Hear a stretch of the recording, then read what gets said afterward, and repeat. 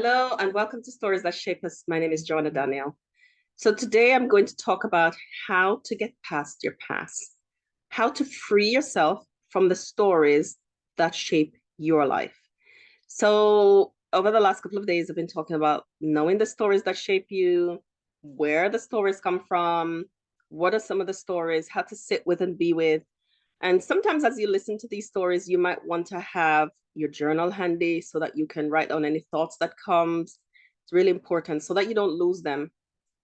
As somebody told me that they journal by speaking to their phone, and sometimes I record things like that if I don't have time to write, but I don't want to lose the thought that I have so that I can go back, I can listen, I can read, and I can see what's happening. I can see my growth.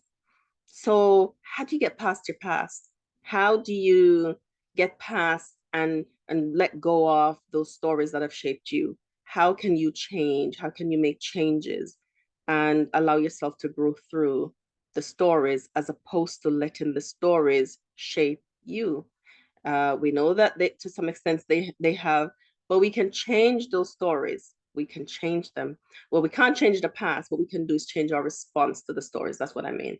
So sometimes the wound goes deep.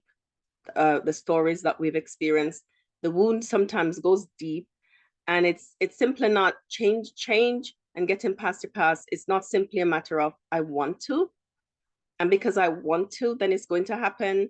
These wounds can come from loss, losing a loved one, somebody that we care about, and learning how to navigate life can be challenging. The loss can be in the form of a divorce, or parental separation, or any loss that is challenging. Loss is challenging to manage and to navigate. And so sometimes the wound goes as deep as that. Sometimes it might be abuse, whether it's sexual abuse, whether it's physical abuse, whether it's psychological abuse, whether it's neglect, whether it's abandonment, whatever it is that the wound, whatever wound it is, it needs to be acknowledged that this is the wound so that we can know how to get past it. Because depending on what the wound is, then we navigate the healing journey accordingly. So here are some things that you can do as you're learning how to let go and to release. Love yourself. Now, I know that this might be a challenge for you to love yourself, and maybe I'll do a whole series on loving yourself because some of us really don't know how to love ourselves. We don't understand it. And so maybe I'll do a series on love yourself. But here are some places that you can start as you're learning how to love yourself, getting past your past, because I know that sometimes it might be a challenge for loving yourself because nobody has ever loved you. And as I said that, I know that's something that I'd love to, when I hold space with people who have never experienced love.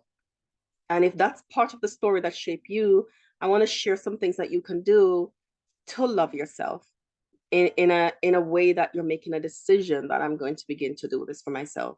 Because sometimes when we've not been loved, and that's a story that has shaped us, we neglect ourselves. Now, we might have degrees, we might have the makeup on and everything, but we're still neglecting self. So neglecting self doesn't mean that we're unkempt or we don't look polished and together. Oftentimes people who are neglecting themselves on the external looks amazing, but internally there's a neglect of self. So here are some things that you can do to begin to love yourself. Identify the things that brings you comfort and do these things. Now, that might be a journey of itself, just identifying, well, what gives me comfort? What do I like? What do I love? What makes me feel soft and relaxed and gentle? That might be a journey for you to learn and understand because you might not know because you may never have experienced it. And so it's important for you to go on that journey to understand what gives me comfort, what makes me feel comforted. What's health that makes me feel comforted, if I might add that. Identify the things that brings you comfort and do those things. Take long walks and admire nature. Just take long walks in nature. There's lots of research that shows the benefits of green spaces and just seeing greenery out in nature. It's winter now, so we're not seeing much of it yet, but spring is coming and you'll be able to see the beauty of nature. So take long walks.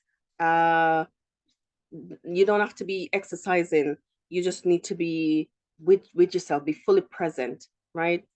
So you don't have to be listening to a podcast or any music. You're just going to be still and quiet. Listen to the birds. Listen to how the sound of the wind in the trees as the wind blows, because you're learning, you're taking deep breaths in and out, you're learning to relax, you're learning to be with yourself. Because as you do that, you're having to slow all the way down, and you're learning to stop all the noise and the busyness that keeps you from thinking and being. So taking long walks helps to do that. Sit by water, sit by the sea if you can, by a stream, by a pond. If you're in places where these things are accessible, uh, take look after your diet. This is a really crucial way to look after yourself. Look up to love yourself. Look after your diet. Know the things, the foods that your body responds to. Know what your body needs for the stage in your life. Learn what your body responds to, and feed your body those things. That's really important. Self-love. Knows the things, the foods that your body responds to, and give it overall so you can have optimal health. That's loving yourself.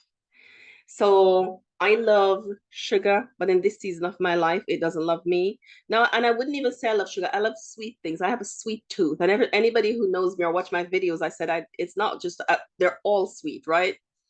But in this season of my life, that's not the best thing for me to have. It never was. And it's especially so this season of my life. So as much as I would love to buy one of those naked bars that's just amazing, I can't. So I have to come home and have an handful of nuts, because this season, that's what my body needs. And I've learned how to give my body what it needs so that I don't have pain, so that I don't have discomfort, so that I'm fully relaxed, so that I'm okay. So knowing what your body needs in terms of a diet and giving your body that is just a beautiful way to love yourself. And the final thing I want to look at is rest. Rest. Sleep. Get enough rest. Stay in bed an extra hour if you need to. If you're busy and you have to go to work, make sure that you have a regularity in your sleep pattern, and try to get to bed early. Now, I might be preaching to the choir, and this is something that I'm consistently working on, because with homeschooling and children being at home, sometimes the evenings are the times when I go, it's time for me.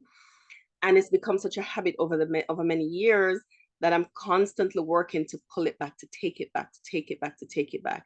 But as they grow, it gets easier. So I don't have any excuses now. They're not my excuse anymore. But it's now such a habit that I'm having to work to break that habit. So if you're also working to break that habit for yourself, please keep at it, because it's worthy.